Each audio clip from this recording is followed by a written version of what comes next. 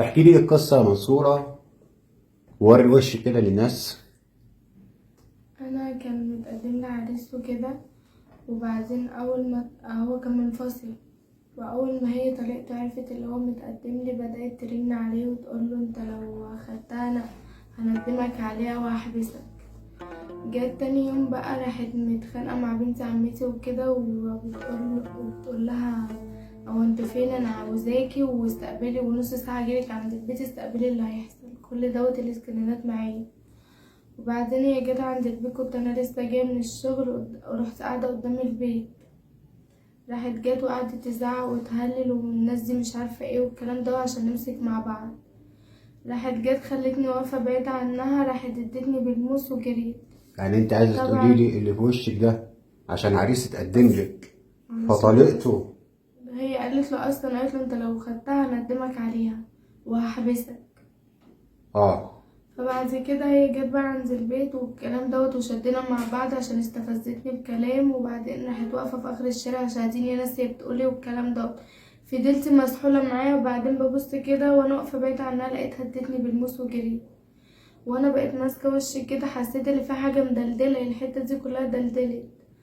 رحت لا بقول للناس الحقوني دي عورتني، والناس كانت واقفه يعني عماله تحجز كده ومحدش كان سامعني. راح بعد كده راحت هي مشيت طلعت تجري وانا وقعت في الارض. رحت بقى المحكمه والكلام، رحت القسم وحولوني على القصر العيني. خدت 41 غرزه 41 غرزة. من بره ومن جوه.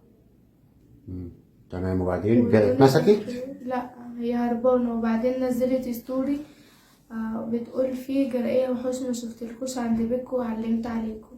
لا يعني بعد ما عملت فيكي كده بتنشر حاجات على الانترنت. وبعدين راحت في واحد بيكلمها بيقول لها قبل ما حد يشهد ضدك هكون انا بعتلك شهادات وفاتها. انت تعرفيها اصلا البنت دي شخصيا؟ يعني في هي انا بنت. اصلا ماليش تعامل معاها نهائي. انا اه. كنت عارفاها علشان هي كانت في الشارع من عندنا والكلام دوت، واتجمعنا انا وهي في فرح. تمام. طيب هي مطلقة بقالها كتير ولا لسه؟ مطلقة بتاع بقالها 6 شهور 8 شهور، يعني كده في الحدود دي. اه، يعني انت مش واخداها مش واخدة لا جزء؟ انا مش واخده هو منها. مطلقة ومنفصلين تماما. وبعدين انا وهو اتقابلنا والكلام دوت وغير لي الخط وقال لي انا عاوزك وهنكتب في 20/9 والكلام ده. اول ما هي نزلت الستوري راحت بتقول لي الف مبروك يبقى عازميني. رحت انا اه، قلت يعني انت لها نزلت ستوري راحت هي مكلماكي؟ راحت هي دخلت عليا تعالي بتقول لي رحت انا دخلت قلت لها هو خطيبي قال لي ناس معينه بس اللي تخليها عندك وعامه تيجي تنوري الفرح. رحت عملت لها بلوك. راحت هي بقى رنت عليه وقالت له انت لو خدتها ندمك عليها واحبسك. وبعدين؟ بس هو ده اللي حصل.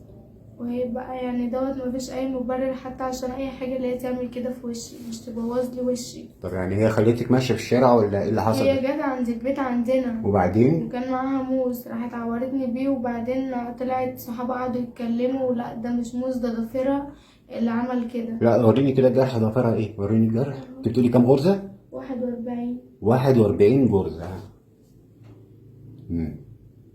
بس بعد كده جت عند البيت وعملت كل دور وقعدت تقول لا انا معورتهاش، وهي انا معايا سكرين وهي بتقول لاصحابها ده انا عند بيتهم وعلمت عليهم وعورتها. كل الحاجات دي معايا. تمام. بس طيب زي ما حضراتكم كده شايفين منصورة وقصتها. جالها عريس اتقدم لها، العريس ده كان مرتبط قبل كده وانفصل. زوجته توعدتها وجات لها عند البيت وبوظت لها وشها زي ما حضراتكم شايفين كده. انا عملت لها عاهه مستدير. طبعا انا بضم صوتي هنا لمنصوره وبناشد اي دكتور تجميل او اي دكتور تجميل يتضامن معانا. يعني منصوره من اسره بسيطه، مش حمل عمليات التجميل والكلام ده كله، عشان يعني نحاول ان احنا نرجع وشها على قد ما نقدر زي ما كان. فأنا بناشد أي دكتور تجميل أو أي دكتورة تجميل تضامن معايا في القصة ديت. كمان بناشد أي محامي كويس يكون شاطر في القانون يجيب لها حقها، لأن هي منصورة يعني على الله. حابة تقولي أي حاجة تانية يا منصورة؟ لا أنا عايزة بس حقي وعايزة وش يرجع زي ما كان بس.